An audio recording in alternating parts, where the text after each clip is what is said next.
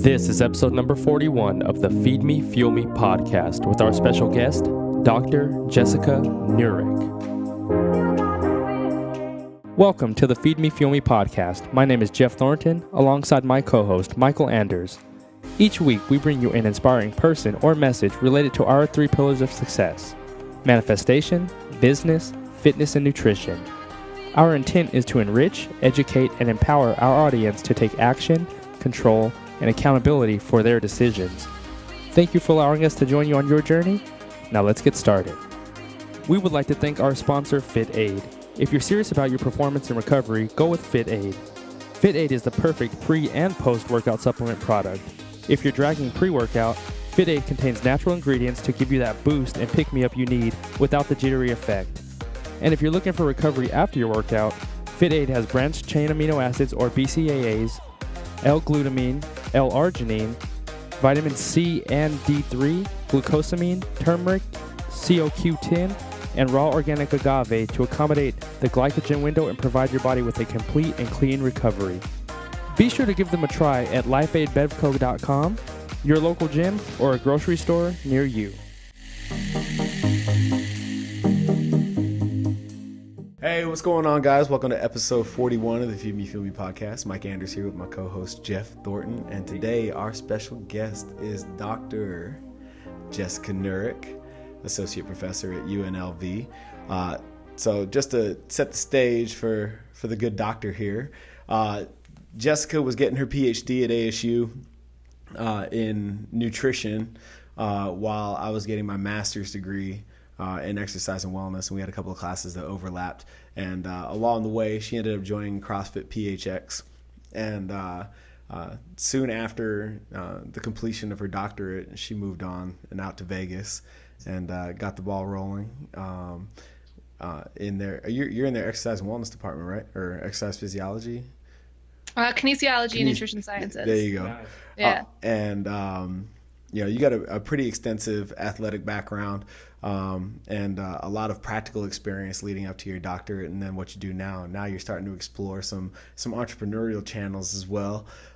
So can you set the stage for a little bit of your story, your background in athletics, and kind of what led you down your professional path as a result?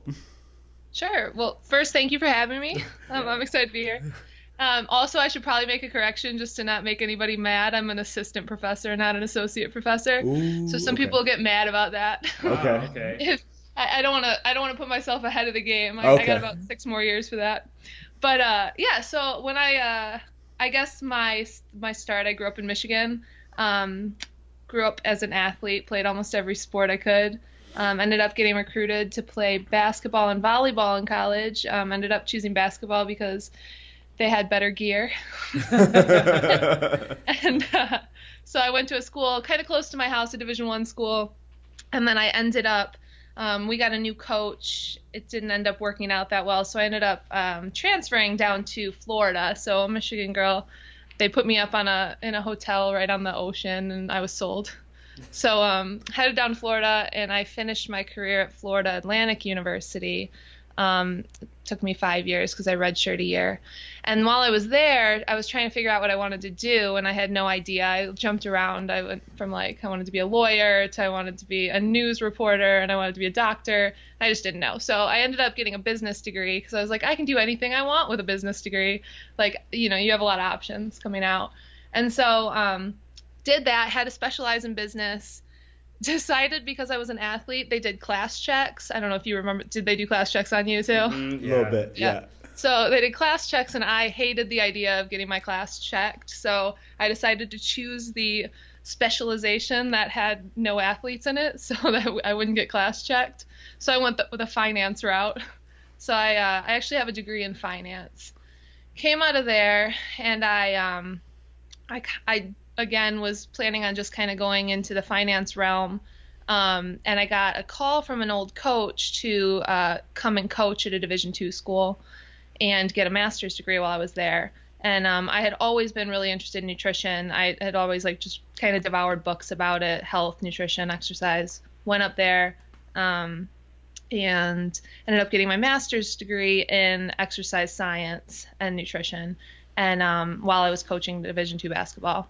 And from there, I met kind of my mentor, who told me that she thought I would make a really good professor someday, thought I should go get my PhD. I was like, okay, well, why not? And so that's what took me out to Arizona. Nice. And ended up getting my PhD in exercise physiology and nutrition, and then going on to becoming a professor. That's awesome. What courses are you teaching right now? So I currently teach in the nutrition department. So I'm teaching kind of intro to nutrition. So for our students who want to get into the nutrition program, it's their first class, which I love teaching, because it's like you can see the light bulbs going off in their brain about like everything they've ever heard about food, and then they actually learn the science of what's going on underneath the surface, and that's pretty cool. And then I teach a nutrition assessment class, and then I teach a culture and foods class, and I'm starting up a graduate course to teach on chronic disease prevention, so using food for chronic disease prevention. That's pretty new age and goes against, the Western philosophy of medicine. That we have a couple of people, the podcast that you listen to with Molly, her little sister Caroline is a coach at PHX now, and she's in school for naturopathic medicine right now.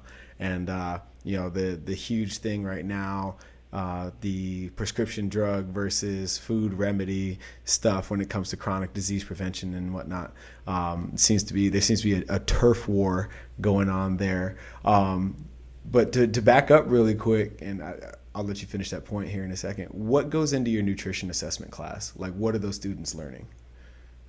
Well, in that particular class, yeah, it's basically, so I train future RDs, so future registered dietitians. So in our nutrition assessment, we're basically looking at blood. So we look at cholesterol and lipid panels. We look at blood glucose. We do physical assessments like anthropometric measures. So doing body fat percentages, body composition testing, waist circumference, that kind of stuff. And then we teach them how to do dietary assessments. So we do all sorts of like food logs, and then analysis of those as well. So those are some of the big ones. The body composition testing, we do all of the different things. So underwater weighing, hydrostatic weighing, bod pod, I guess, bioelectrical impedance, things like that. Okay. And so going back to that intro class for your nutrition program, what are some of the myths that you dispel in that class for kids? And then, like, what are some of the biggest things regarding nutrition that they're able to take forward out of that class and practically apply? Yeah, that's a great question. So one of I kind of have an open mind about nutrition, which I think is really important to have. And I think it's come from all of my years and years in this. And learning that there's no one size fits all way in nutrition for anybody. And so when we teach, I kind of have to walk a fine line between teaching what they need to know for accreditation, and for not necessarily accreditation, but in the credentialed program. So coming out as dietitians, and then also what some of the science is saying that maybe the government hasn't caught up with yet. And so I try to do a good job of teaching them what the government standards are, but also, well, keep an open mind, and here are some studies to suggest that what is still said in the government might not be true. And so they learn, a lot of the students who are coming in, they've never had a nutrition class. So they learn, the basics, what's a carbohydrate, what's a fat, what's a protein, things like that. And then also when your body breaks each one of those macronutrients down, what's happening and the interrelationship between them. So digestion and absorption, metabolism. And then we get later on in the semester into more interesting stuff, like how does the nutrition you eat affect your health? So in terms of disease, how can it prevent some diseases? How can it treat some diseases? And then we get a little bit into sport nutrition as well. Okay. Just to give it a taste. Sure. Really cool. What do you like to talk about more? What do you like to teach more? The clinical side of nutrition or the performance end of nutrition? Oh, I love teaching both.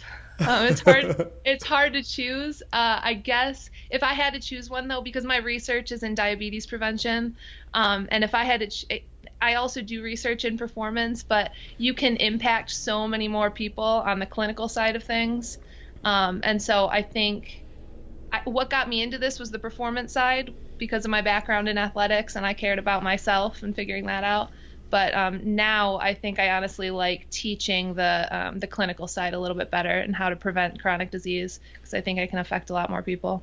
Interesting. That's really cool. You know, on the performance side, talking exercise, you know, a lot of us are starting to subscribe to the fact when we need to start looking at high performers and scaling their regimens down versus looking at debilitated populations and trying to scale them up when it comes to exercise prescription. Do you think that philosophy holds true with nutrition as well, or is it the other way around? So in terms of scaling down for nutrition for athletes, what do you mean? So like in when we're talking about just high performers from a movement quality standpoint in exercise, in the field, a lot of us are looking at elite athletes and how they move and figuring out how to bring those regimens down to increase movement quality in laymen and sedentary individuals, people that really don't have a lot of sport performance or exercise history, like coming into CrossFit PHX, for example, versus taking somebody who has extremely poor movement quality and trying to re-engineer their process to bring them back up. When it comes to nutrition, do you feel like it's easier to take, you know, an elite performer's nutrition regimen and kind of dial it backwards to help people improve their nutritional habits, or is it always a start from scratch process? So what you find is that elite performers aren't necessarily eating the nutrition that you might prescribe for optimal health, right? So sport nutrition is quite different usually, and it doesn't necessarily have to be, but many times you find that it's very different than what is optimal for the average 95% of Americans. So I would say that it's not as similar in terms of the physical activity perspective that you're looking at it, and the performance perspective in terms of nutrition. But you do find that a lot of things overlap in terms of what's optimal for health and what's optimal for physical performance. There just are there's pretty big differences in terms when you're talking elite athletes, right, at a high level. Can you kind of create a bigger divide for us real quick? What are some of the dissimilarities between sport nutrition and just general health nutrition, like in terms of guidelines? Yeah, well, it depends on the sport we're talking about, right? Right. So, and the type of athlete. But a lot of times, because athletes are just exerting themselves, when you're talking about elite athletes, they're going through so many calories, and it's so difficult for them to get calories in a lot of the time. So when we work with like college athletes who are doing 2-a-days and they're working out for 4 or 5 hours a day, you know, a lot of times it's hard for us to just get calories into them. So getting food into them versus the type of food is priority. Okay. And then once we can actually get them eating, then we kind of look at what they're eating. And then when you're talking like Olympic athletes, for example, they have to be consuming so much food as well. And they have they might be taking supplements that we wouldn't necessarily recommend for other individuals. And then physique athletes might have other expectations, and their diet's going to look very different than what's optimal for health, right? So they're going to have a higher percentage protein perhaps, and they're going to be doing things that maybe we wouldn't recommend other individuals to do. Sure. Mm-hmm. So, you know, it sounds like that, you know, when you're talking about competing at a high level, you can get away with simply eating, period, versus somebody who's, you know, getting off the couch, trying to live a healthier lifestyle. And then it's more important earlier for those people to be concerned with what they eat, along with getting enough calories.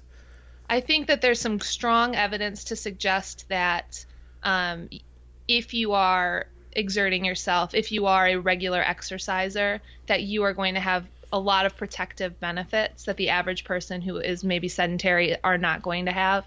and that what you eat is going to, like say those two individuals were eating the exact same standard American diet, for example, the exercising individual is going to be protected much more so than the sedentary individual. But that's not to say that the exercising individual shouldn't, and the high performer couldn't have performance benefits from a healthier diet, for sure, and from dietary strategies. And that's kind of what we do when we work with athletes, is we try to, once they're getting the calories, then we try to dial in on their nutrition to see what's best for them.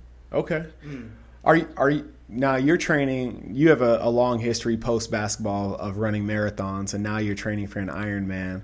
Is your nutrition different from now that you're training for an Ironman than it would have been just simply training for a marathon? I'm just eating more. And not in terms of what I'm eating. What I'm eating is pretty much the same. I'm just eating more of it. Yeah, so I'm trying to get probably more than 3,000 calories in a day, which is a lot for me. Sure.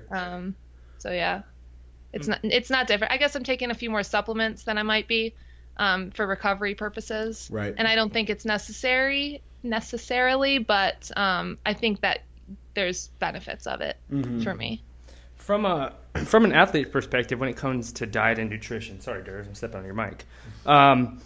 With all the different diets we have out there, like people who are doing vegan or paleo or whatever they subscribe to. Yeah. From your perspective, if you're an athlete and you want to follow that vegan path, is that the sort of like the right nutrition regimen to follow if you're doing high performance activity like playing football, for instance, compared to having more of like a high protein diet? Do you see like similarities, or athletes perform better or worse when they're on different nutrition diets? Yeah, so when you're looking at, in terms of protein, when you're looking at your average person who just becomes a vegan and doesn't really understand the implications of that, right? So they don't understand. Like I played college basketball as a vegan my last year, right? So I did that whole thing, and I ran a couple of marathons as a vegan. I'm since implemented all of the foods back into my diet. But will you tell us the McDonald's story really quick? It's one of my favorites. When you got in trouble. You want me to tell that before or after I finish this thought? After you. I'll tell it now. Okay. Yeah. All right. The McDonald's, where I threw the McDonald's away. Yes. Okay, sure. So I had a little bit of an attitude back in the day when I was playing. I was a little hard-headed when I was playing college basketball, and so my coaches, I have a great relationship with my coaches now. To preface this story, but they kind of used food as punishment if we lost games. So if we won a basketball game on the road, we would go to a steakhouse. And if we lost, we would go to McDonald's. And so the funny thing about that is a lot of my teammates loved McDonald's, so it wasn't really a punishment. But I was either a vegetarian or a vegan at the time, and I wasn't eating fast food. And they knew that. And so we would go to McDonald's, and generally I would just stay on the bus, and that was fine. I brought like power bars or something. And so one time I had a particularly bad game and my coaches were mad at me. And so they asked me actually yelled at me to get off the bus, and I had to order something. And so I got in line. I was like, fine. So I went up to the counter and I ordered 2 meals. I think, I don't know, like 2 Big Mac meals or something. And so I had my 2 bags, and my assistant coach was standing at the door, like checking us out as we left. And I looked at her and I threw the 2 bags into the trash can. And they weren't super happy about that. I had to run some sprints when we got back. That's one of my favorite stories about you. Yeah, I still feel about that. I still feel to this day like that about McDonald's. But yeah, so as athletes, I think that you can be a very successful athlete as a vegan, but there are considerations that you have to know that the average person doesn't take the time to know, and so they can start to feel like shit when they adopt a vegan diet, right? But they can also, I mean, you can get your protein sources from other places. There's a lot of plant-based sources of protein. Soy is a complete protein, so it kind of breaks down the same. And then your vegetable sources, they're not going to be absorbed the same, but you can easily get the amount that you need even as an athlete on a vegan diet. Some people respond very well and some people don't. And I think that it's, again, not a one size fits all diet. So some people feel great. They say their recovery time improves a lot. And when a lot of times people go vegan, they clean up their diet too. So it's not necessarily the veganism maybe as much as the I'm eating healthy now and not eating all the processed crap that's bringing them down. Sure. So what led you, down the path of vegetarian and veganism, and you're no longer either of those things. So can you shed some light on what led to those decisions in each phase? Sure. So what originally led to it was that I saw a documentary, and this was before I really knew a lot about nutrition. I saw a documentary. I'd read a couple of things about how bad meat is for you. And I was like, oh, I'm going to give up meat too. So I gave up meat. And then I actually gave up meat for almost about 10 years. So I wasn't eating, I was still eating animal products, but I had given up meat. And then I got into the research. Actually, my master's thesis was about vegetarian athletes. So I looked at, is a vegetarian diet sustainable for athletes? And kind of compared that to a meat-eating diet. And so I took all meat eaters and I took them off meat for 8 weeks and saw if it impacted their power output. And so as I was delving into that research more and more, I was more convinced at why we should really get rid of meat from our diets. And so it's kind of always been fueled by the research that I've kind of looked up. And then I went vegan kind of during that time, I guess. And throughout my PhD, I was obviously doing more and more research. I got more into diabetic research, but I still kind of looked at the plant-based research. And I guess my thoughts and my views have kind of evolved to the idea that I'm not 100% convinced that it's the meat that's the issue. I think when you look at like a paleo diet, for example, and you look at a vegan diet, they're much more similar than they are different. If you actually look at the two diets, because they're all about eating, the majority of your diet is plants, whole foods, right? Like not seeds, real foods versus all the processed stuff. And then you get into, a couple of differences between them, like meat and beans and things like that. And so I'm not convinced it's the meat that's the biggest difference. It's more when you look at vegetarian research, it's it's association based, not causation, right? So you see a lot of correlations between vegetarians and health based outcomes. So they're healthier. But I mean, when you think about somebody who cuts meat out of their diet, they're more likely to exercise. They're more likely to care about their health. They're more likely to do a lot of things that are promoting healthy lives or a healthy lifestyle. And I think that's much more probably the case than the meat eating. That's really interesting because so many people associate a cause and effect relationship with just nutrition in general, regardless of what you subscribe to. And then when you look at look at it from a top down point of view, and you look at the whole picture, and you look at all the other positive lifestyle changes that they make with that nutritional change, of course things are going to get better for you. And, and a lot of people just want to, point at one thing, and say that's the cause. I honestly believe it's a number one reason for nutrition confusion, thinking that association means causation.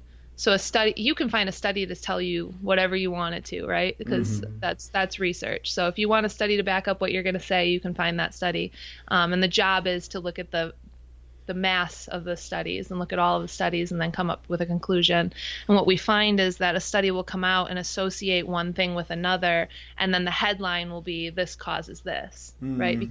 Because reporters, the media, they're not necessarily scientifically literate in the sense that they can look at a study and figure out what it actually is saying, what are the variables, what are the confounding factors, those types of things.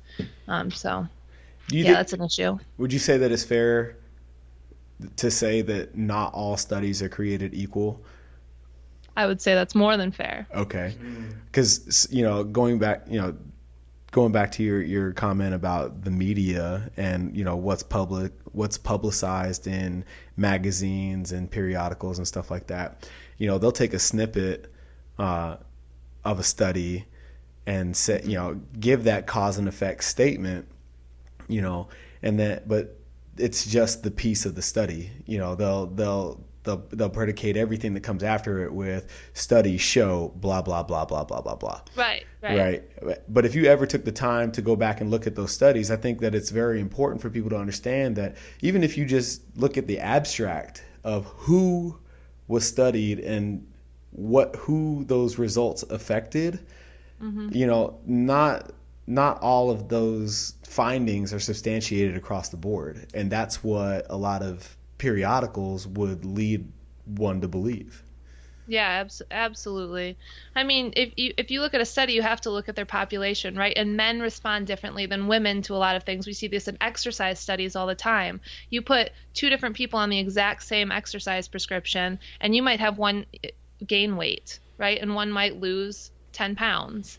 And it's just how they're responding to a certain stimulus. And and what studies do, and it's tough to get around this, but what they do is they take the average of all of the individuals who they are, you know, looking at or testing, and they don't look at the individual variation. And oftentimes when you break down the average and you look at each individual subject who was prescribed that diet or prescribed that exercise prescription, you see very, very big changes or differences in how they respond to something.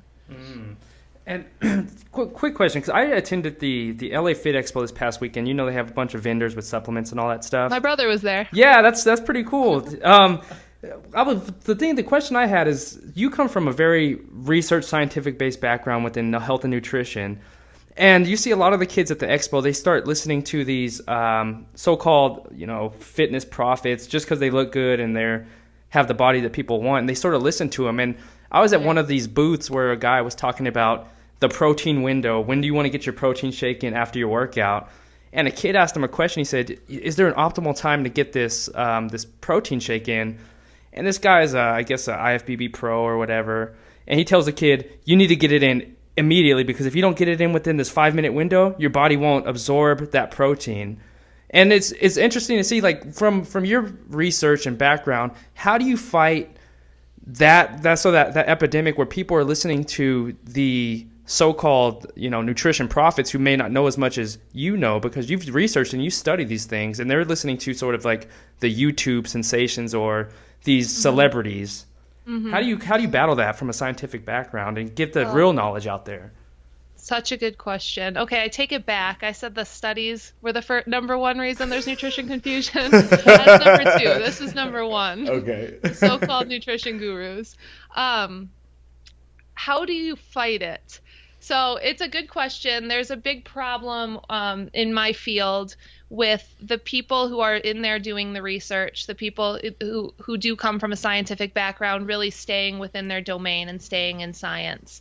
And then you have the people who maybe don't have that background, don't have the ability to discern between the studies and things like that, kind of giving out the information. And it's very hard to find somebody who bridges the gap between science and then the layman, right? Like, there are people who want to know from experts, but it's hard to find those experts actually talking to the public, because we go to these scientific conferences and we talk to one another as scientists, and that's not really doing any good for the average American.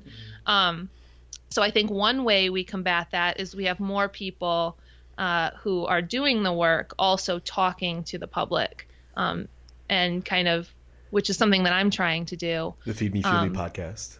Shameless plug. Yes. Not necessarily a shameless plug, just saying. Well, I'm serious though, because I have health coaches all the time. You know, they go through these like health schools and they become health coaches. I just put that in air quotes for the podcast listeners. But they genuinely want to have a more evidence-based knowledge base, and so they want to learn. And they have no place to go because they don't want to go become a registered dietitian, right? That doesn't really align with their views. They don't want to learn the government standards. And so they're kind of at a loss for how to learn the information to then give off the information. So I don't have a great answer for you as to how we combat that. I think that we have to just keep, I don't know, doing the good fight. Yeah. Fighting good fight, Try to reach as many people as we can. Do you find with, as much self-experimentation, I'll call it, as you've done with, all the different aspects of performance that you've played in, do you feel that there's a lot, or maybe even just a little bit of conflict between the research that's coming out and what you've experienced from a practical application standpoint? So I feel like the existing research, there's some conflicting things for sure. And I think that one of the issues is that it's very, very hard to do nutrition research, good, solid nutrition reachresearch. And again, I go back to that point where there's not a one size fits all to nutrition, right? We're actually at a very exciting time in nutrition where we're seeing, we just mapped we didn't just map the human genome, but in the last couple of decades, we've mapped the human genome. We've learned so much about the gut and how that affects our health and how it affects our ability to perform even, and how that has such an interrelationship on everything. And so understanding that literally what we put into our body is not just fuel, but it's information, right? So it's interacting with so many aspects of our body. And so that's an exciting time. And we do have research in that area that I think is going to be really important. Some of the older research, I think that the issue is that old ideas tend to exist for a very long time, especially when we're trying to change government standards. So for example, in 2015, the dietary guidelines, it was the first time that we just changed the fat recommendations, right? And so there's no limit to dietary cholesterol now, because we know that cholesterol doesn't impact cholesterol in your blood, right? Dietary cholesterol doesn't equal blood cholesterol. And they didn't put necessarily a limit on dietary fat, right? Because it might actually be better and likely is better to eat more fat than what we were consuming. And so I think that that's good. It just takes a very long time for the research and the science and the government to catch up. So, are you still tied to the CrossFit community out there? I don't go to CrossFit, no. Okay. But I know some CrossFitters. Okay. So I'm sure you're aware of Greg Glassman's war on sugar and. Yeah. Yes. Okay. So to piggyback on your comment about, dietary prescription of fat and how that used to be the enemy, do you think that Greg Glassman's stance on sugar being the culprit for, the coronary artery disease and, all those lifestyle risk factors is that opinion, is that soapbox that he stands on substantiated based on stuff that's out there now, research wise? Sure. So there's a lot of research. You'll find people on both sides, but I think it's becoming more and more convincing the detrimental impact that sugar is having on our health. I mean, if you just look at the increase in sugar in the 1800s, for example, we were eating about 10 pounds of sugar a year. Now we're consuming about 152 pounds of sugar a year on average, and almost 150 pounds of flour a year. So that's almost a pound a day for every one of us of added sugar and flour. Right. And so if you just look at that increase, we're not meant to be consuming this much sugar. Right. That's a lot of sugar, 152 pounds a year. And so, anything in excess is bad for us. So we need sugar. Sugar is glucose. It's our primary source of fuel. It fuels our brain. Right. But anything in excess is going to be detrimental and harmful. Right. We need oxygen, but you get it in excess, you die. Right. We need water, but you get it in excess, you have hyponatremia. And so sugar in excess, I think, is absolutely causing a ton of problems for us. And you just look at chronic disease, you look at the increase in obesity rates, since the 80s. Childhood obesity has gone up 47% since the 80s. It's crazy. Right? And so it's crazy. And obviously our genes don't change that fast, right? Our genes change like 2% every 50,000 years, I think it is, or something ridiculous like that. Wow. And so it's got to be our environment interacting with our bodies. And what's changed in our environment has been this increase in sugar sweetened beverages, this increase in added sugars. Half of the United States adults are pre-diabetic or diabetic, right? So almost 50% of us have high blood sugar, and I think that sugar is a huge culprit in that. That's crazy. And we would do very well to increase our amount of healthy fats and decrease our amount of sugar, in my opinion. That's so, No, that's so interesting because in LA I met up friends. They're from the UK, and we were talking about portion size. We went to a restaurant, and I made the comment. I said, "Man, these portions are small." And then everybody sitting at the table, 5 people were from the UK, and they said, "Well, you're American. You're used to these large portions." And I was surprised. I said, "These are tiny portions." Like, oh, it's so true. And they were just telling me like, "Oh, I had like Trident gum. It had cinnamon flavor." Like in the UK, we've never had flavored gum with cinnamon and all this different stuff. And I just think it's interesting. So it does seem more like of a U.S. government fight, because worldwide they don't see the type of stuff or the type of products that are branded towards Americans. It doesn't seem like they're in Europe and things like that. Have you seen that across the board? Well, we're kind of spilling over into a lot of countries. So you're starting to see increases in diabetes throughout the developed world. You're starting to see increases in obesity, but we're kind of the leaders in that. Yes, we're winning. America's number one again. Yeah, it's a real problem, and you have a problem with government conflicts as well in terms of what they're recommending to us, and that's a whole nother conversation. Oh, yeah, that's a whole different story. Changing the subject from nutrition to performance, because I know you play on both sides of the fence, whereas as most people in this realm are like myself, that are pretty much exclusive to performance, or they're exclusive to nutrition. Right.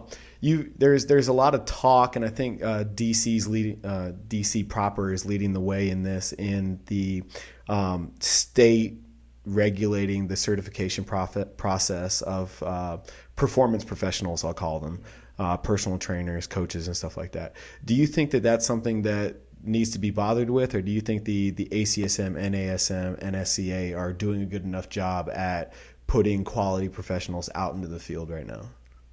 So I guess if you could give me a little bit more of a background, because how would that be better? So I don't know. That's kind of it's kind of what I'm asking you, because they're trying to pass legislation where above and beyond not a simple, you got to study for stuff like that, but a certification, you now have to be an Arizona certified personal trainer or a DC certified. Oh yeah, I see what you're saying. Do you think that helps or hurts the cause from a professional standpoint and a quality control standpoint, more importantly? So in my opinion, I'm less worried about the ACSM certified individuals than I am about the people who go to a 2-day course and come out calling themselves a trainer, which I think you see a lot. Aren't they all 2-day courses though, for the most part? Is ACSM? I mean, don't they have to go through? They have to pass some sort of a test. Yeah, my AFA was a weekend seminar. My NSCA was a weekend seminar. You're right. You know what I mean. I'm glad you brought that up, because a lot of people are not CrossFit for that same thing, but the skeleton of the certification process is the same for everybody.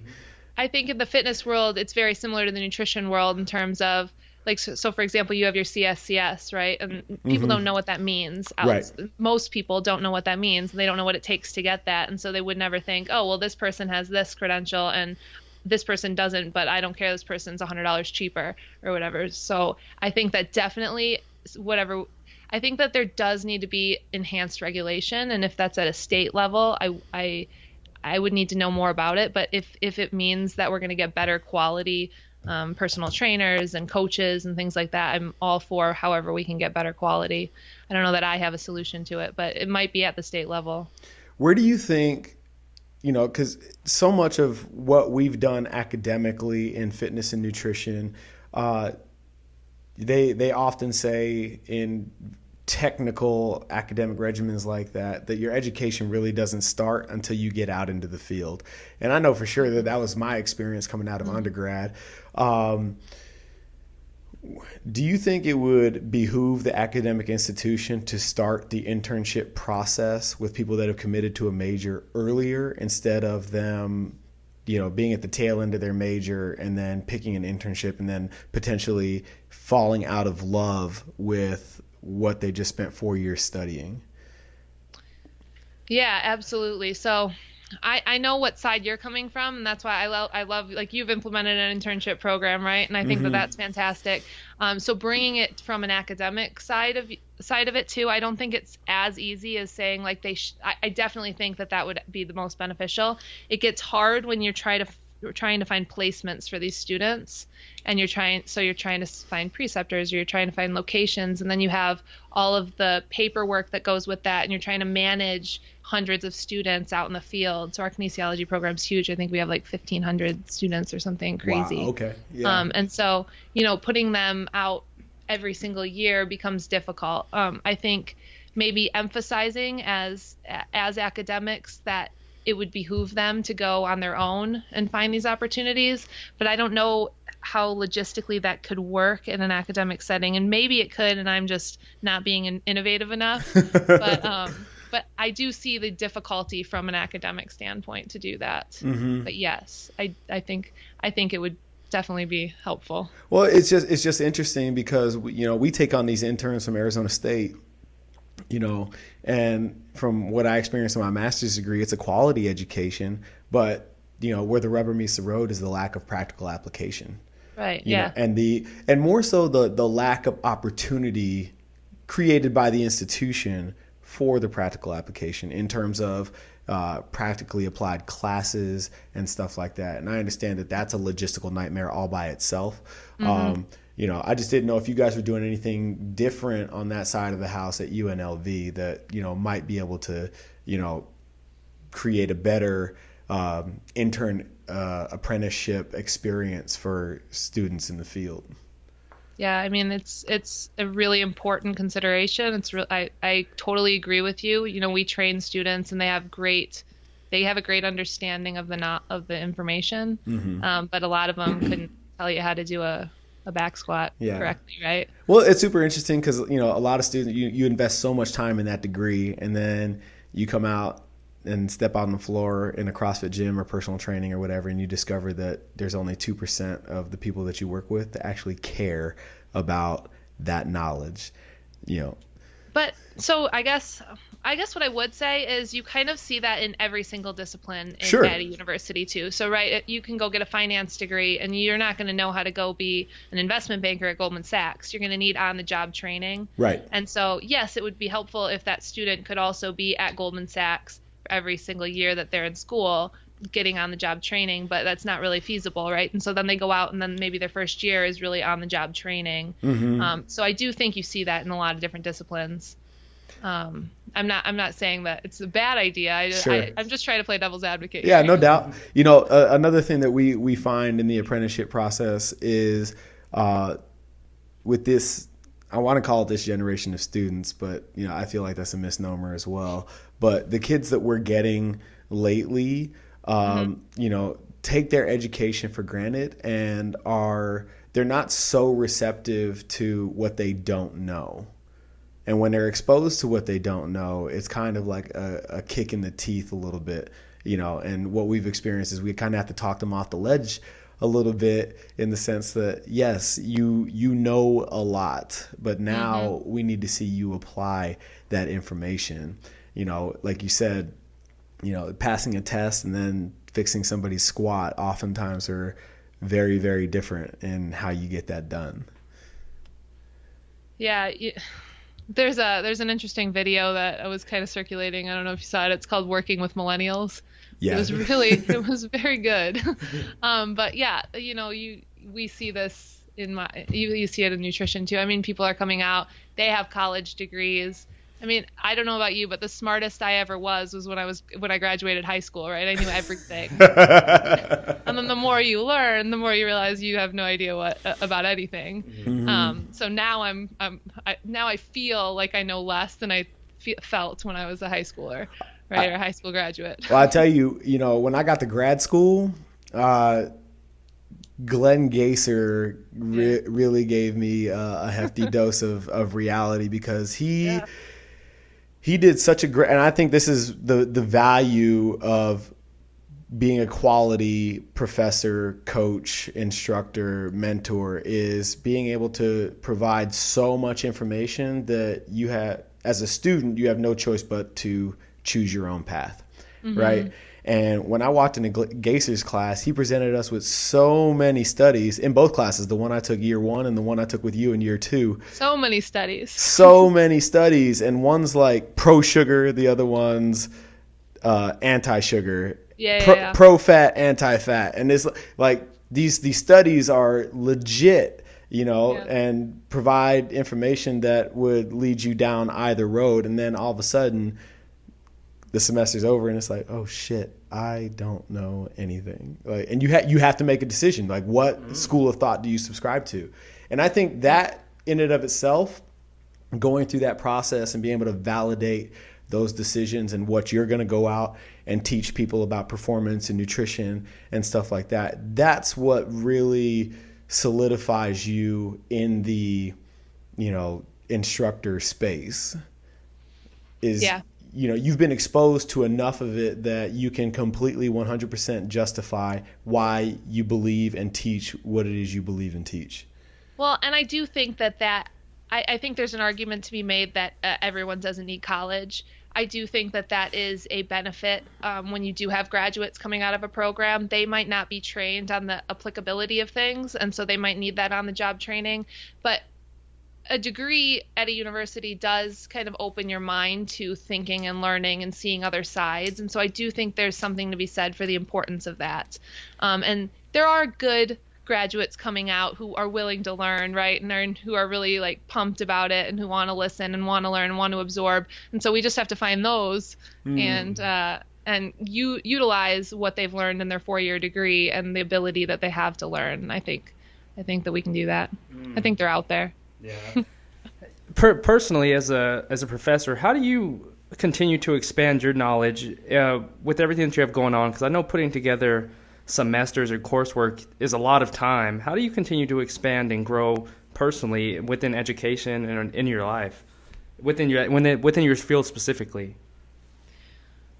So I do a lot of reading. We have luckily working in academia, you have access to a lot. So I have access to any study I ever wanted. And so we get a lot of alerts, and I read a lot of different studies. I also read a lot of, books and personal growth books and things like that. So that's on the other side of learning, just to keep myself motivated. And I think that's an important aspect as well. I also think it's really important to have your finger on not just the academic realm and the studies that are coming out, but also the popular media. And so what's going on out there, for example, like what diets are big. So there's tons coming out about like a ketogenic diet and those types of things. And you want to know what's popular for people who are Googling these things and what they're seeing as well. And so that you can actually get into, well, what studies are there? What does the literature say? So I read blogs, I read the internet just to kind of see what's out there, and then I read the studies as well. So just constantly absorbing information, I suppose, and podcasts in my car. Gotta listen to podcasts. Oh, podcasts. Gotta love them. Gotta love them. Speaking of personal growth and development, let's dive into some of the stuff that you're pursuing outside of academia right now. You're exploring some entrepreneurial channels right now. You got a YouTube channel coming out full of a lot, information for your consumer base and your clients and stuff like that. What are you doing as an entrepreneur now? Yeah, so I back to the point about all the internet gurus. I thought it might be helpful, and I mean it's always kind of been my goal to own my own business and to kind of build something for myself in addition to my academic career. But so I spent a lot of time last year taking courses. I've invested a ridiculous amount of money and just you have to, right, if you want to do it right. And so took some courses, started kind of realizing a direction that I wanted to go. I built my website up. I started live streaming, which was amazing. It allowed me to reach so many people. I started on an app called Periscope. Now I do some Facebook Live as well, and I was able to get a really large following pretty quickly, which was nice. And now it was able to help me build my email list. And I have an awesome group of pretty targeted followers that I'm constantly giving information to. So I kind of tried to start a blog. I'm not that good at blogging. Need to get better, but I would much rather be on video. That's kind of my forte. And basically it's just strategies to make nutrition and exercise and just health in general simpler for people. I feel like so many people get bogged down in the minutia of nutrition, and for 95% of individuals, they just need to eat more real food, right? And it's so simple at the end of the day. Like, eat less of the crap, eat more of the real food. And we know about nutrition and exercise that it's so interconnected and interrelated. You eat more plants and you're going to have a decreased risk of cardiovascular disease, diabetes, you're going to feel better, you're going to have lower depression, you're going to be happier, right? And so all of these things are interrelated. And so it's funny, I'll go on and I'll do like videos about different diseases or different, I'll talk about intermittent fasting or things like that. But at the end of the day, whenever I'm talking about a disease or something like that, it's always the same information. And I'm like, do people get sick of hearing the same, like, eat more plants, eat less processed food? Well, I think that kind of hits the nail on the head as to why there's a lack of professional academic information out there, because just like you said, you go to all these seminars, these meetups, these networking opportunities with your professional circles, people of similar credential and experience, and you have all these conversations, right? So you think that knowledge, it's easy to lead yourself to believe, subconsciously and even consciously, that information is commonplace. Totally. And then, you get out there and, you start doing your live stream. We have the podcast, and the stuff that you find like simple and easy and normal, people come up to you afterwards or during the stream and they're like, oh my God, you changed my life. And you realize very fast that you are now, based on knowledge and experience, in the minority. And it's our job in that capacity to now disseminate that information to everybody who doesn't have it readily available. 100%. I agree 100%. And I think it's been so rewarding too, because, you stay in the academic world, you don't always feel like it's that rewarding sometimes. You got students kind of falling asleep in your class and you're like, this is good information I'm saying. But you go out there and you're giving this information, and you hear, I get emails all the time like, oh my gosh, you've helped me lose this much weight. You've helped me with this. My blood sugar's gone down. Like, I just feel so much better. And like, it's just so amazing to hear, right? That you have the power to really like impact somebody's life.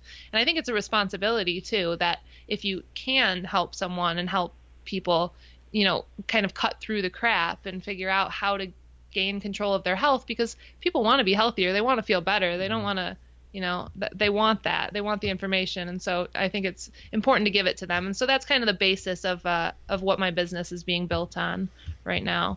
And I've loved like getting into the entrepreneurial space and just interacting with like-minded people. There's something to be said about the energy of like-minded people. And like, you guys know, just like pumps you up. Yeah. Totally. I mean, that's kind of what we're after with the Feed Me, Fuel Me Summit coming up in June, is that collective consciousness that, while everybody's awesome at what they do individually, when you put all those people in one room, that's like magic is bound to happen as a result. It's so true. So jumping on that train, what are some of the things that you discovered about yourself, far and away from being a high level athlete and doing all the crazy marathon, triathlon stuff that you've done over the years? What have you discovered about yourself in pursuing the building of your business? I'm not that good at technology. No. I honestly I've realized the importance of, and I think that I kind of knew this, but I've realized it even more, the importance of the network of people that you have, and that it really does take a village to be able to do anything. And also who you surround yourself with, it's like it can be toxic if you surround yourself with the wrong people. And I mean, you guys probably can relate to this, but when it's not necessarily your traditional route to become an entrepreneur, to do your own thing, right? And it's kind of tough to tell people what you do. You're like, oh, well, I have this online business, or I'm like building this up. And a lot of people don't want to hear that, and they want to kind of like drag you down or put you down. And so kind of surrounding yourself with like-minded people is incredibly important for like satisfaction, well-being, like overall happiness in life. And I've realized that for sure. I've also realized that I love the autonomy of being able to do whatever I want to do and have the direction go the way that I want it to go. So I realized that about myself too. I'm a control freak, so it's perfect for me. What books are you reading that keep you in that mindset? Well, I have a lot of books that I've read. I actually have a list on my website that I recommend to people that I've read recently. Nice. I just finished a book called Mindset, actually, speaking of mindset, by Carol Dweck. And it was really good. All about like the importance of your mindset and who you're surrounding yourself around. And like essentially she's done tons of research on this. And like if you are born with, or you train yourself to have a certain mindset, the outcome of whatever you put your mind to do is incredibly heightened, right? So what you can do is a lot different. And she's done it with children, and she's done it with adults. So that was good. I listen to a lot of podcasts too that kind of keep me in that mindset. I found myself, especially in the entrepreneurial space, I got pretty busy with work, and I stopped listening to a lot for a few months. And I honestly found myself like not as passionate about it. And I kind of got away from it a little bit. And then I didn't want to hear the podcast anymore, almost because like I felt like, oh, they're doing all this and I'm not doing it right now because I'm doing so much else. And and then as soon as I got back listening to those podcasts, I was like, yes, I can do this too. Like I'm in. I'm putting all my effort into it. So yeah, I listen to podcasts and read books. Books, I guess. That's so awesome. That's so awesome. What is your website? It's my name, JessicaKnurick.com. Okay. Awesome. Pretty easy, right? I love it. Don't recreate, just repurpose. That seems to be the theme of a lot of the stuff that I'm reading right now. Is that right? Do you find it easier coming from the academic space or the industry, going into the entrepreneurial space? Do you find that people absorb the information a little bit better outside of the academic space than they do when you're doing like your Periscope feeds and things like that, because they want to get it instead of having to sit in a classroom setting? Does that sort of make sense? Oh, 100%. Yeah. Yeah, of course. If somebody's choosing to sit there, because let me tell you something, we're supposed to do bite-sized videos, right? Because that's how people learn now, in bite-sized time. So like 3-4 minute videos. My Periscope videos are like 45 minutes sometimes, right? And I just talk, and then I do like a Q&A at the end of them. But people will stay in the entire 45 minutes. And if people are sitting there watching you for 45 minutes, they're interested. They're choosing to take 45 minutes out of their day and watch you. And so absolutely they're absorbing the information better, and they're applying the information. And those are the people you want to help, right? You want to help the people who want to be helped, versus the people who it's mandatory for them to sit there. Which that doesn't mean, I think that there's a lot of my students who want to learn as well, right? And you're going to get that. You are going to get the people who are like, oh, I have to be here, and they're not going to absorb it, for sure. Yeah, with the power of social media, that's where I think it's really great that you're doing that, because you can reach such a wider audience of people than just having to have that in-person, that one-to-one interaction with a single person. And you're just sort of just casting a net of people, and they're absorbing your message, and you're able to send the message and have a more impactful effect on people's lives. I think that's really great what you're doing. And what makes it nice too is that you're sort of becoming that educated celebrity in the space, to where you can cut through the noise of the misinformation that kids are getting and actually give them the real facts and get the results that they're looking for. So I think that's powerful. Well, thank you. I think that one of the things that I deal with too is we tend to think in academics that we know everything we know about nutrition, and then in the real world, especially in the performance world, there's a lot of experimentation, there's biohacking, there's all this stuff that we don't even talk about in the academic world, right? Mm-hmm. Most of us don't. And so I think that it's really important to have your finger on what's going on in the real world. I mean, academics is the real world, but let's say it's not. And so what's going on like in the real world, especially in the athletic world, and then bring that back to academics. So it's kind of a two-way street as well, bridging that gap. Speaking of that gap, how far would you say the existing research is behind what's actually being practiced? I wanted to ask you that earlier, but this is a great segue. That's a nice one. So what's being practiced from a performance perspective, do you mean? Sure. So can you give me an example of something? Like high fat, low carb, that kind of thing? Yeah. Yeah, so I think that the trends in the real world drive a lot of the times research. Okay. So you'll have experimentation happening and people coming out and being like, "Oh, well, I did this." Like Ben Greenfield, for example. I don't know if you know who that is, but so he did an Ironman on a ketogenic diet, right? And so he no longer, I think he doesn't follow a ketogenic diet anymore, but he does that. And so then people start kind of getting behind that. And then we see that in the academic world. And then we're like, oh, there's this whole movement.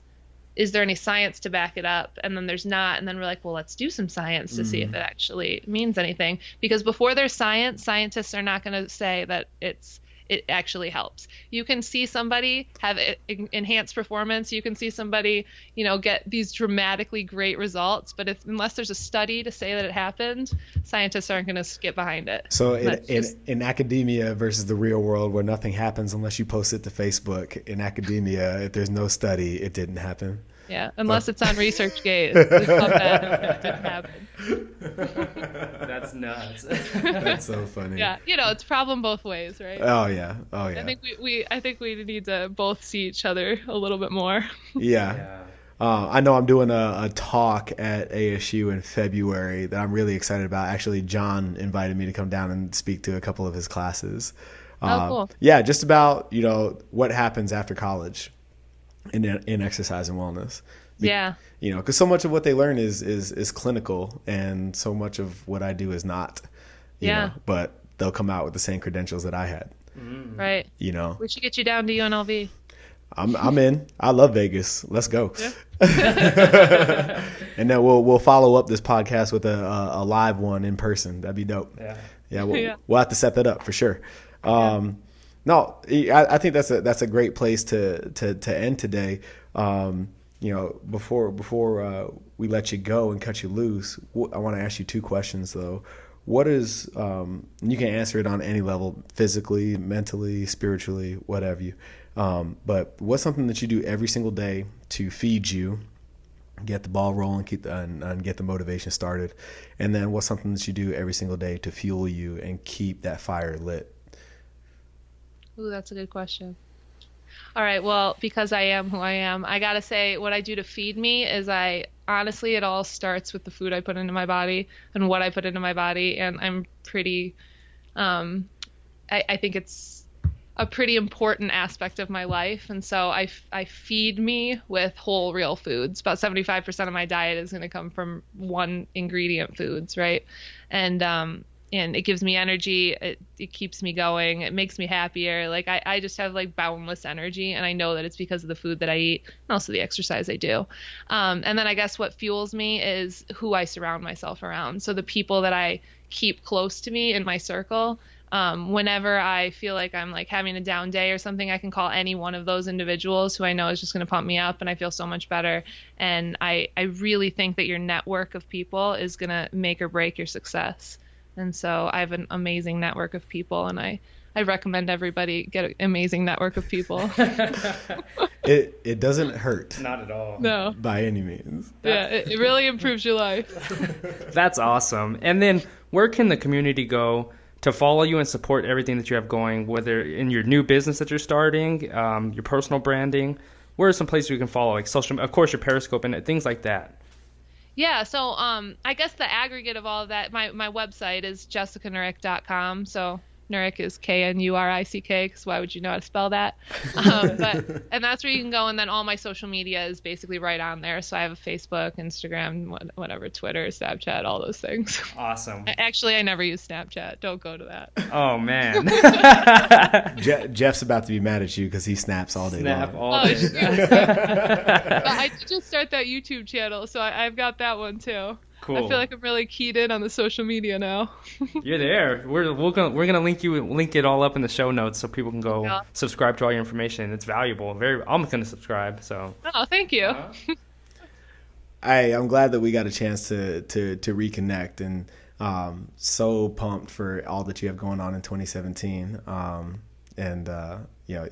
Opportunity abounds for you. So keep it going, and we'll stay in touch, and definitely feel free to use us as a resource in your network, because we're happy to be a part of it.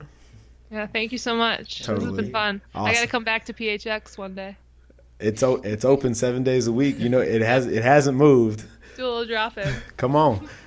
So yeah, and we'll connect later on, getting out to Vegas and doing that whole thing. We're really excited to make that happen as well. For everybody tuning in, we really appreciate you allowing us to be a part of your journey and exposing the elephant with us, as we're so humbled to be a part of your journey. And until next time, feed me, fuel me. And that'll do it for today's episode with our special guest, Dr. Jessica Knurick.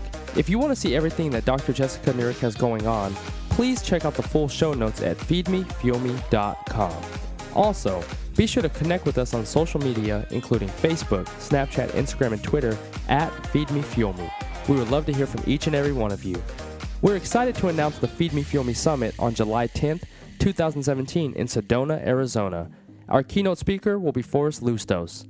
If you haven't had a chance to hear Forrest's story yet, be sure to check out his episode number 19, Mastering the Superficial and Becoming Exceptional.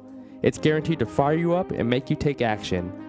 We've released event details on the website and will continue to update them as the weeks draw closer. Go to feedmefuelme.com, click on the link 2017 Summit, purchase your ticket, and we will see you there.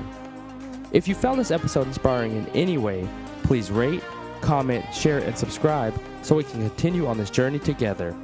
Also, be sure to share it with your friends and family on social media, including Facebook, Snapchat, Instagram, and Twitter, or any other social platforms that you use. We really appreciate you spending your time with us today and allowing us to join you on your journey. We would love to hear your feedback on this episode, as well as guests and topics for future episodes. To end this episode, we would love to leave you with a quote by Jack LaLanne. Exercise is king. Nutrition is queen. Put them together and you've got a kingdom. Thank you again for joining us, and we'll catch you on the next episode.